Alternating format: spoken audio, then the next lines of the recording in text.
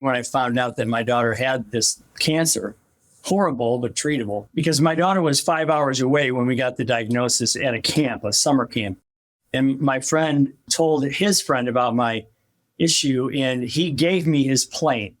And he said, you go get that little girl and you take her wherever you need to take her to get her better. I never forgot that. And I saw him about 6 months later, and I've never met him before. And he came to me and he was full of tears and, gave me a big hug. And I said, what can I pay you? And he said, you aren't paying me anything.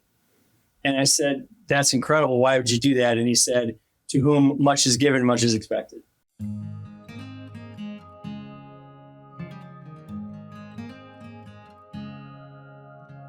Hello and welcome to Along the Way Life's Journey. I'm your host, Carl Buccellato.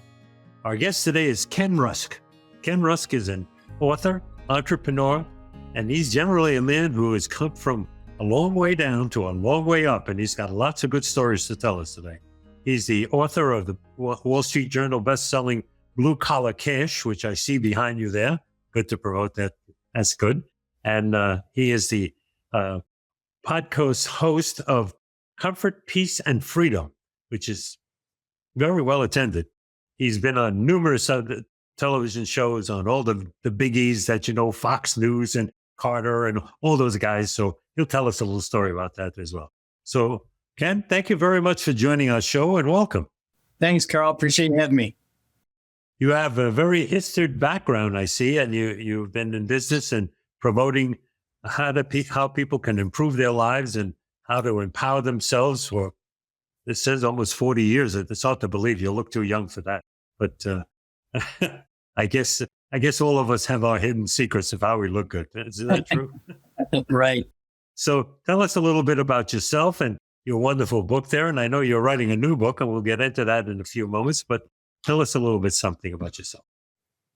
Well, I guess you could say they accused me of being called a blue-collar entrepreneur, whatever that is. And so I was like anybody else. I had a lot of jobs when I was younger, 12, 13, 14 years old. My first real job, though, was at a ditch digging company. And this company, my high school shared a fence with an industrial park. And I used to cut through the fence after school all the time to go hang out at the carryout, which is what we did back in those days. And, getting to that carryout, we walked through all these businesses. And this one particular place was always hustling and busting, lots of energy, lots of people. And I needed my first real full-time job. I wanted to buy my first new used car and take my girlfriend and, whatever. So I asked, I knew somebody that worked there, and I said, what do you guys do? And, they said, we dig ditches. And I said, I'm wholly qualified for that, Carl. So I jumped in and did that in the summertime. And then in the wintertime, I worked in the front office after school because I could walk right there.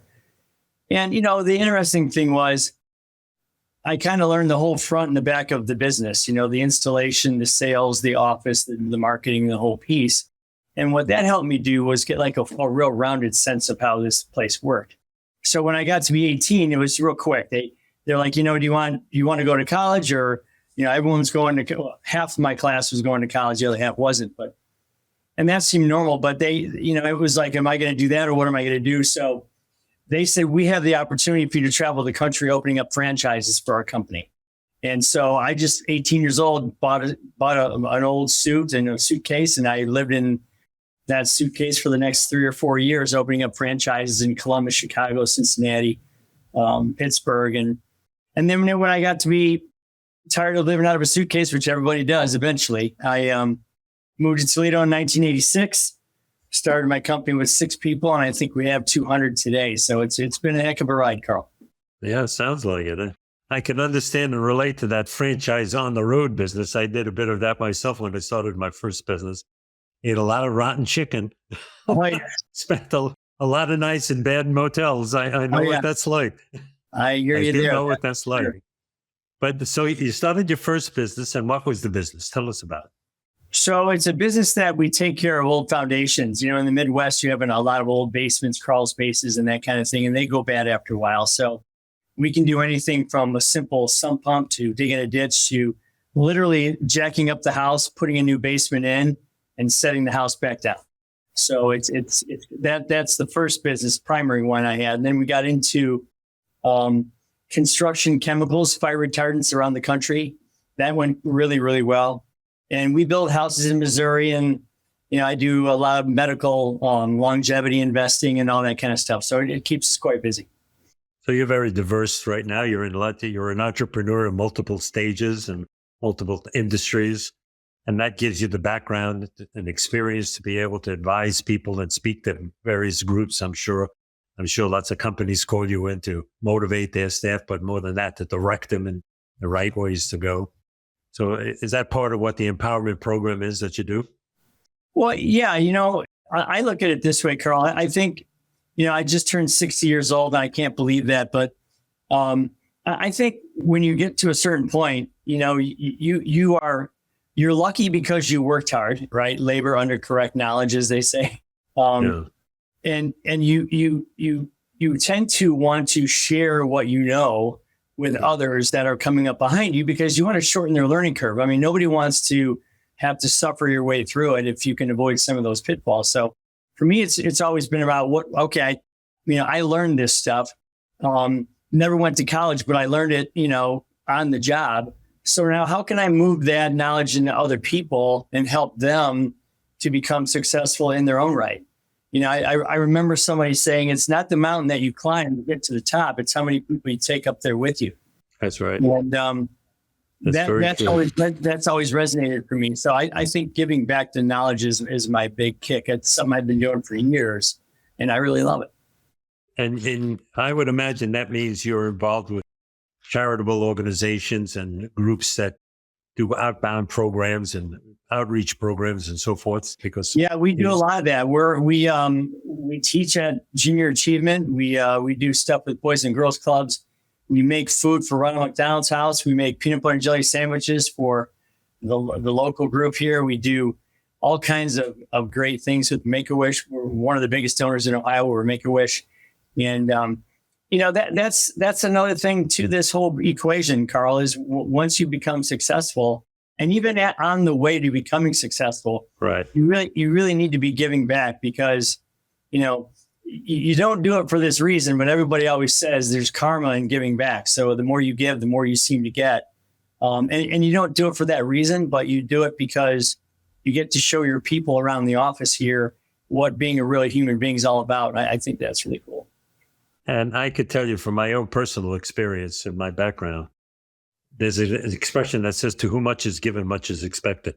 When you've been gifted and treated the way it sounds like you and I both have had, you have an obligation to give back, to do your share for the rest of the world, And I want to tell you something. There's no doubt about that, Carl, because I use that term all the time because of my daughter's story when she got sick. So believe me, I know that term as good as anybody. So I'm glad you use that, because that's an absolutely relevant statement. So I must ask you about your daughter, but before you do that, I just want to make an observation. We were talking about business, and then when you started to talk about the charitable work you do, your whole countenance changed. You brightened, you smiled, and I can see that's the passion of your heart right there. That's what you really love to do, isn't it? Well, I have to tell you, there's no more rewarding thing than when you can brighten the lives of somebody else. I mean, there just isn't. I think we're all put on this earth to give a gift. The gifts that we have, give them to others, whether it's time, talent, or treasure, doesn't matter. And hopefully it's all three of those. And our team loves doing it. And we just built 250 peanut butter jelly sandwiches in 25 minutes the other day. So we have a blast doing it, and it's all for good stuff. So, and you could tell who's working on and who's chewing on the side, right? Yeah. Okay. Tell us about your daughter and that story, because it obviously is a springboard to you. Well, yeah. So people ask me, how did you write a book? And I never woke up, Carl, and said, I'm going to be an author today. That never happened. I was actually in a lot of waiting rooms and oncology rooms and doctor's offices and that kind of thing, ultrasound rooms, because my daughter had gotten sick. She had gotten cancer. And at 12 years of age, that's a rough go for her, for her mother and I. It was 5 years of horror, but you work your way through it and you get through it. She's doing fine now. She just had our first granddaughter. So we're congratulations. That's wonderful. Thank you. And But the thing is, when something like that happens, the wagons surround you and you don't even realize it until it's happening. But one of the wagons that surrounded us, especially when I found out that my daughter had this treatable cancer, horrible, but treatable. A friend of mine said, because my daughter was 5 hours away when we got the diagnosis at a camp, a summer camp. And my friend told his friend about my issue, and he gave me his plane. And he said, you go get that little girl and you take her wherever you need to take her to get her better. And I never forgot that. And I saw him about 6 months later, and I've never met him before. And he came to me and he was full of tears and, gave me a big hug. And I said, what can I pay you? And he said, you aren't paying me anything.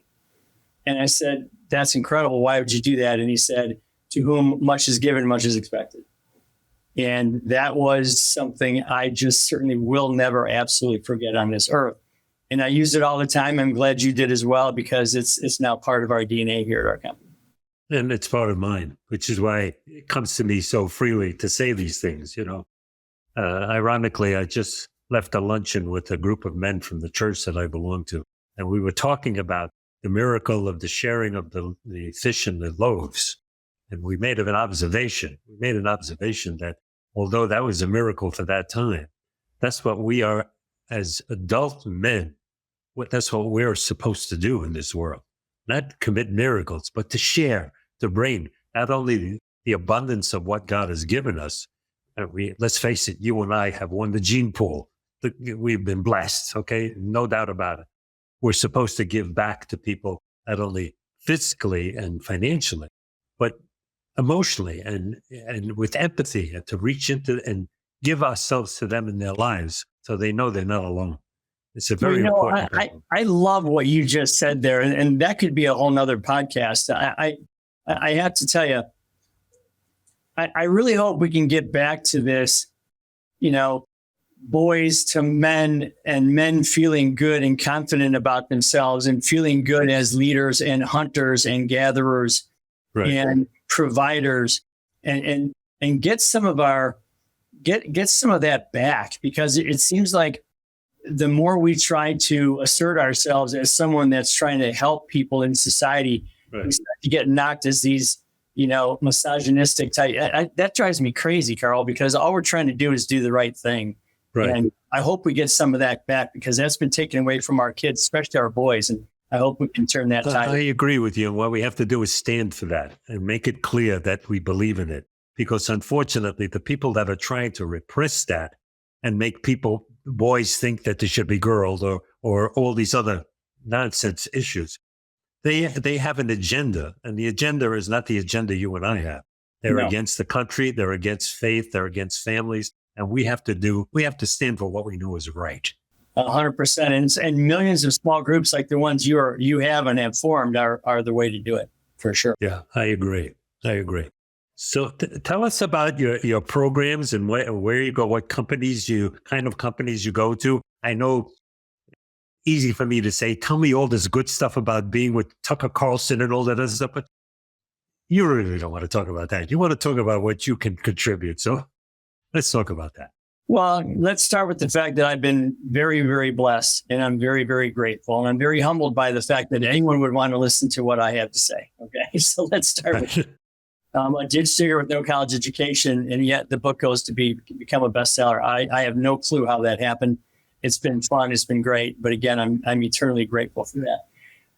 But yeah, I think for me, like we just gave a speech in North Dakota last week, and we're going south next week. But we spoke in front of a group of people that are road builders, and these are the people that they build roads and bridges all over the country. And I don't think they knew how important their role was, because they looked at themselves as road builders, like I look at myself as a ditch digger, but yet there's a much deeper meaning to that. I mean, how about the fact that when, your wife gets pregnant and her water breaks and you call an ambulance, the only way that ambulance is getting to your house and to the hospital is on one of their beautiful roads that they built. Right. Or you're retired and you buy the convertible and you and your wife drive off into the sunset. Well, you need a road. So, I mean, one of the things they needed to get in touch with was how the role that they played in society and to honor that.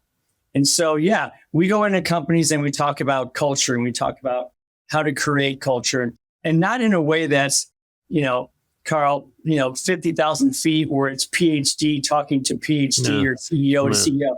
We get down and simple. It's like we're culture for idiots, or culture for dummies. We create these real simple plug and play features that you can put into your company this afternoon that will improve the culture and improve people, the loyalty, the long term, the ownership. We like to talk about selfish employees, not meaning selfish at the detriment of others, but working on yourself first and then the company second, because that synergy creates momentum like crazy. And so, yeah, we do a lot of that kind of thing where we try to take go into a company and have them just kind of look at the same thing, but in a kind of a different way. And we use the book, we use the course, and we use the speaking for that. And it's been a heck of a lot of fun. It is fun when you do things like that. I'll just share one little thing that I used to use for years. I'm retired now. I was in business for 4 years and over 60 years. I retired 5 years ago when I was 78 years old, and I wrote a book too. And we'll talk about this book, which is the sponsor of the show. This book pays for this show. Nice. It was a Amazon bestseller. It is an Amazon.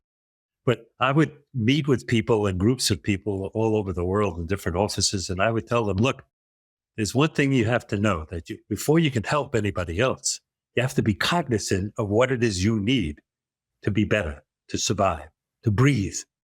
I'll give you an example. You go on an airplane. What's the first thing they tell you? If an oxygen mask comes down, put it on yourself first. Because if you can't breathe and survive, you can't help anyone else. So that's basically the same thing you're talking about, being selfish to the point where it's realistic that it's good for others as well.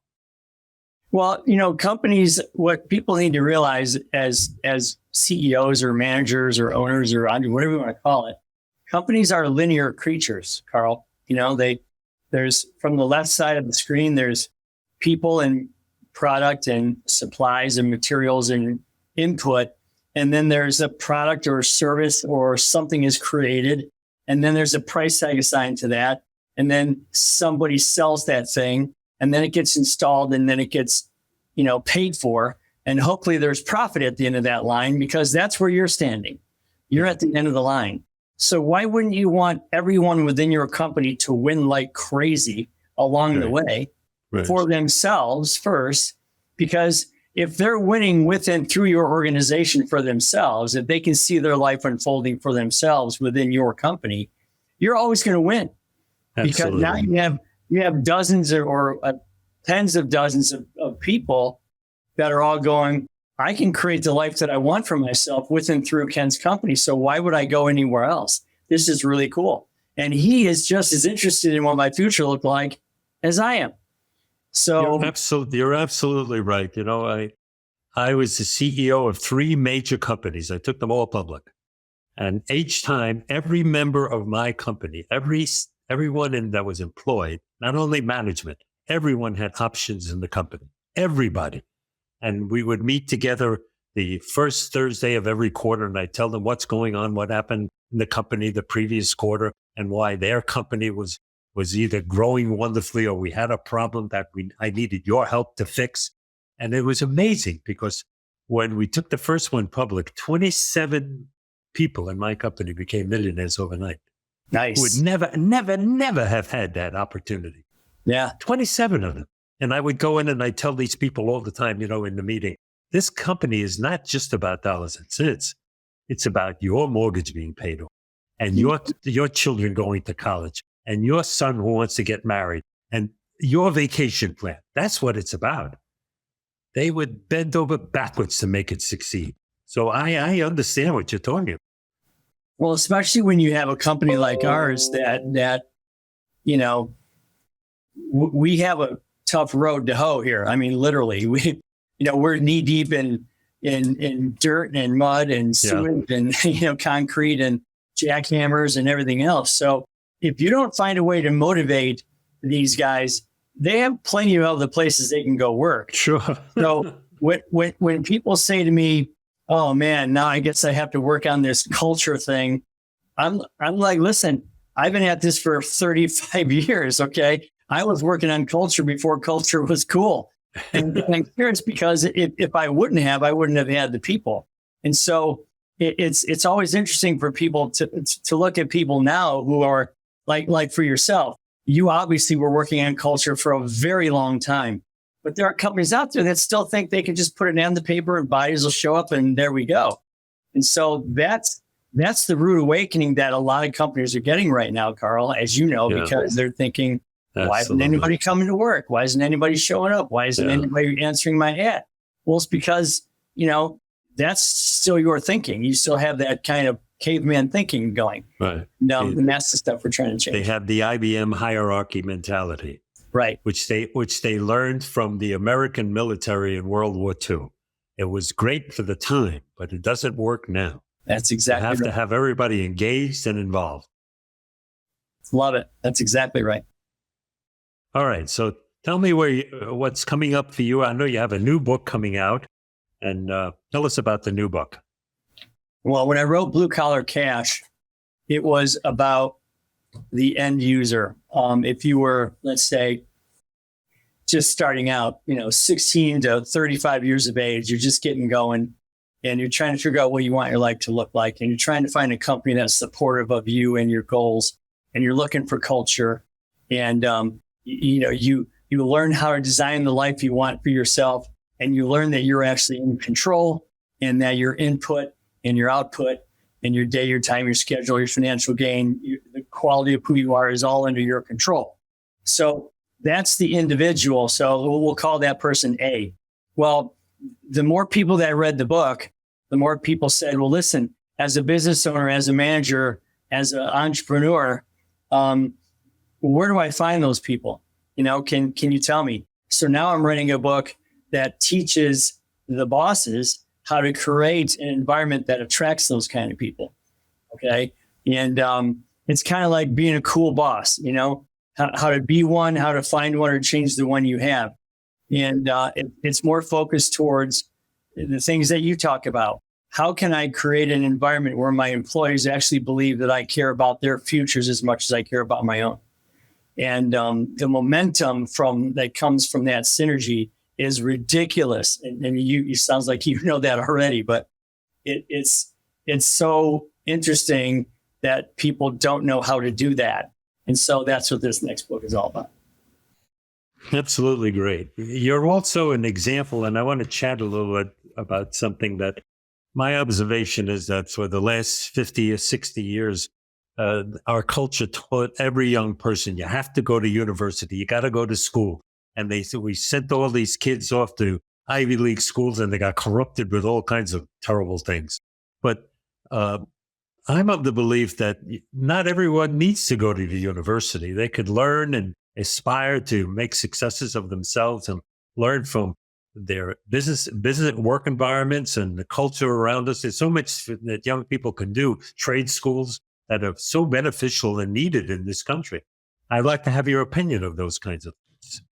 Well, first off, there's so many, if colleges were a business, they would mostly be bankrupt. And the reason I say that is because they can take your money, they can give you a product that sometimes you don't need, or they give you the wrong product. And then you go to take that product out into the world and use it and you can't. Okay. And they're off the hook because the money that person borrowed to get the product is not even from the school, it's from the government. Right. So in that sense, it's a failing business model. I mean, if you think about it, 40% of kids go to college not knowing why they're going. They're just going because somebody told them to go. Right. 25% of those kids change their degree in the first 2 years, which is horribly wasteful and time consuming. But the worst number of all of them, Carl, only 1/3 of degrees ever get used ever. So they have no practical purpose. Yeah. And you think about all that money that people have spent Now I have two nephews. Okay, same parents. One of them could play the piano like Mozart. He could put together complex Lego models when he was 3 that were adult rated. He just thinks like a machine. He is unbelievably smart and bright, and he wants to go to that type of the world, engineering, whatever that might be. Right, of course. Okay? His brother is more of a handsy guy. He can take apart a motorcycle and put it back together. He wants to be outside. He's a camper, a fisher, that kind of person, motocross rider, and he wants to be an airplane mechanic for either the Air Force or I mean, and by the way, airplane mechanics make $150,000 a year. So yeah. So, and my point to them is they're both right. Okay, in society would say both of them have to go to college or their parents are doing something wrong. Right. Absolutely wrong, Carl. That's I agree. And the only people that win in that scenario are the colleges because they take your money and they have no responsibility at all for the worthwhile of their product. So I agree. I think we're into a new society, especially with what the president is doing with this board of education thing. I think we're into a new society. I'm not anti-college, and I want everybody to know that, even though I didn't go. I mean, if you're gonna, I always say to my buddy Joe, he was a surgeon, if you're gonna operate on my shoulder so I can get back out on the golf course, I want you to know everything there is to know about a knife before you come at me with it. And that's for sure. But of the 167 million people in the U.S. that are working today, to this moment, 77 million of those people do something with their hands. So why are we trying to shove all our future kids into college? That's going to ruin the country because no one will be around to do the things that we need to do that are now very lucrative careers to keep the place. Absolutely. I agree with that. I have a young nephew who went to MIT, got disenchanted with it, got his head a little screwed up, worked in a grocery store and married this girl who was the manager of the grocery store. And he went off to another state, and his father-in-law, who was an electrician, said to him, "You need to learn how to do something with your hands." And the kid took to it, and he's now an electrician and living a wonderful life. You know, so there you go. He never would have come in that path if he had stayed in MIT with all the radicals. He would have been doing crazy things. You know, I agree with that. I think that the world is filled with different people and different complexities, and we must have people for each of those complexities. Certainly, college is good when it has the opportunity to teach people to expand their mind and to dialogue, and meaningful dialogue and the exchange of information and thoughts. But when you put them into these little cookie cutters and they teach them all these woke things and how to hate this country, that doesn't do anybody any good. It certainly doesn't do the country any good. And the worst part is, I just read yesterday that Harvard and Yale have a combined $100 billion in their endowment funds. And yet our country continues to give them hundreds of millions of dollars. And for what? You know what I mean? Yeah. So there's a lot to this business. The only thing I will tell you is that numbers don't lie, and neither does supply and demand. If half the country is working with their hands, then half the country should not go to college. That's right. Okay. That's right. But yet we're trying to shove all these kids into college. And now what's happening is we're overproducing degrees in business, that nobody wants. In arts, in language translation that nobody can use. And the wages are actually dropping instead of going up. So it's you can't beat supply and demand, Carl. It's a winner every time. Absolutely right. And you have to know that there are people out there that are in positions that, because of society, maybe they're not allowed to get into different positions, but they're very capable people. I remember years ago, the United States Navy used to have this program called the FIRO-B. And the FIRO-B was an examination that was given to sailors on a submarine. It was designed to determine who would be a natural leader in circumstances where the leadership didn't exist anymore. Okay. So if the submarine is under the water or on a mission, and the captain or the top corps were taken out by one reason or another, explosion or whatever it would be, who would be rank and file that would rise to the occasion and be a natural leader? And it was amazing what they found out. So many of these people that they thought were incapable were probably more capable than the captains on the ship. Yeah. Had more ability and more leadership capability than the hierarchy did. Wonderful, wonderful test. Not surprising. And again, that's why in my office, and we'll get back to what you were talking about with your experiences. I use the word intrapreneur all the time because there are people that I surround myself with that are looking to kind of feel like they own their division and they own their department and they run it like it's their own. And, quick story, many years ago, I was in the conference room with about 10 of them. And I said, listen, I want you all to take this little piece of paper and this pencil. I want you to write down how much further you think this company can go this year in revenue, and fold it up and don't show anybody. And so I gathered up all these pieces of paper. And once you know that every one of those was $1 million or $2 million higher than my own thoughts. And they had good ideas on how to get there. So the point is, you might, as an entrepreneur, you got to be careful that you're not your own self-limiter. That's right. You're not your company's worst enemy because you think you've gotten so far that it's never going to grow anymore. Because having all those eyeballs around you is definitely a way to get your company to grow way further than you can take it yourself.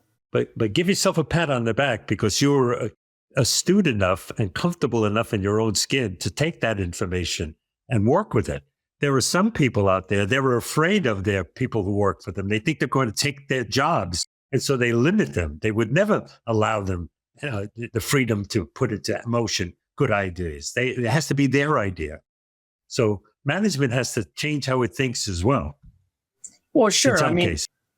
Especially if you're truly interested in growth, you can beat your chest all day long and say, I worked 70 hours a week and I did this and I changed that and I yelled at this guy and I motivated this person. I built this program. I shut that one down. And, you don't know your kids' first names or what sports they play in. You're working, you have high blood pressure and, kidney disease. But yeah, go ahead. That's good. Because you're the man, right? Or the woman. Yeah. No, I'm a believer of, I started my company so that I could run it, not have it run me. And if that involves sharing the growth with everybody around here, well, then I'm all for it. Good for you. Good for you. I can't wait to read your new book. I should start by reading the old book. Yeah, there you go. I'm not in business any longer, but I love to keep abreast of what's going on. I finally did retire after 3 attempts of it. I foolishly was too young the first 2 times. I should have never tried. I was bored and went back and did it all over again. But finally I did. So sounds like the world was better off for you coming back a few times. Well, thank you. I think I did do some things that were worthwhile. And I think that I made some contributions that were very significant. I'm very pleased and proud of that. That's but great. The side of that is, I usually open the show by telling people I've traveled millions of miles around this earth, millions of miles, and I've met thousands of people, and everybody has their own story. Everybody has a story to tell. So we're going to come to a close in a few minutes. I'm going to give you a few minutes to say whatever you'd like. And by the way, folks, in the show notes, there will be all the ways to contact Mr. Rusk and how you can speak with him and his websites and where you can find his book and how you can find out about the different programs that he produces and does. And you'll be able to reach him. It'll all be in the show notes. You don't worry about it. Just click and it'll go right through to you.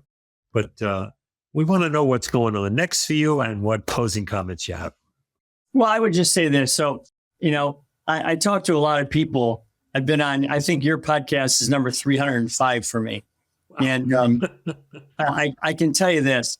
I see a lot of people sometimes with books in the background, and I always ask them, so what was that book about? Or what was that book about? Oh, great book. Well, how did it change your life? Well, I don't know, but it was a great book.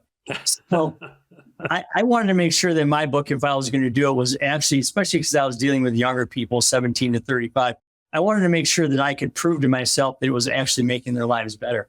So I created this really inexpensive course. That's a video course that follows along with the book. It's $179. You get a free copy of the book with it. And I donate all the proceeds to charity anyway. So it's not like it's a $2,000 money making course so I can buy a jet. None of that. But the point is that this is 8 sessions. It's 45 minutes a session. And it guarantees you that you will change your life this afternoon. And so if people go to my website at kenrusk.com, they can see the course there. It's got like a 90% positive review, which I really, really love. People are telling me it's changed their life, which I really, really love. And again, just know that if you do that and you involve yourself in that course, you're not only helping yourself, but you're helping somebody else, because I'm going to donate that to a local cause. So it's just, again, another way of giving back and ensuring that people actually change their lives once they get done reading the book. You're a really fine man. I'm very pleased to meet you. I really am. You're a fine man. I appreciate it. Thank you for being on this show. I really have enjoyed it more than I expected to, because I was rushed with different things today, and I apologize. But you're nice to talk to. You're good to talk to, and I like what you stand for, and I like who you are as a person. So Thank you very much for being on the show. That's very nice you say that. Happy to be here. Thank you. Ladies and gentlemen, that's it for today. This is my story. This is Mr. Rusk's story, and you have your story. I said a moment ago, everybody has their own story. Write it down. Tell it to the people you love. Send it into the local newspaper, because now they're getting more easier to print things. Send it into the local television network station, because when it's too late, and all that wisdom is gone. And the world needs your wisdom. So please do share it with others. And I'm going to tell you what I tell you in every show. I know people get tired of hearing me say this, but I'm going to say it anyway. What do I know? I'm this big blustery guy from Brooklyn. I don't know much, but I know this. Get somebody you know today. Get them in a big bear hug. Tell them you love them. Tell them you love them. It may be the only time they hear those words. And I'm quite sure God loves them also. And he loves you, and he loves Mr. Rusk, and he loves me. So that's it. So you know what I'm going to say to you, right? I love you, man. Yeah. Take care. I really appreciate it. Love you too. Thanks, Carl. Thanks for being on the show. Bye-bye. You got it. See ya.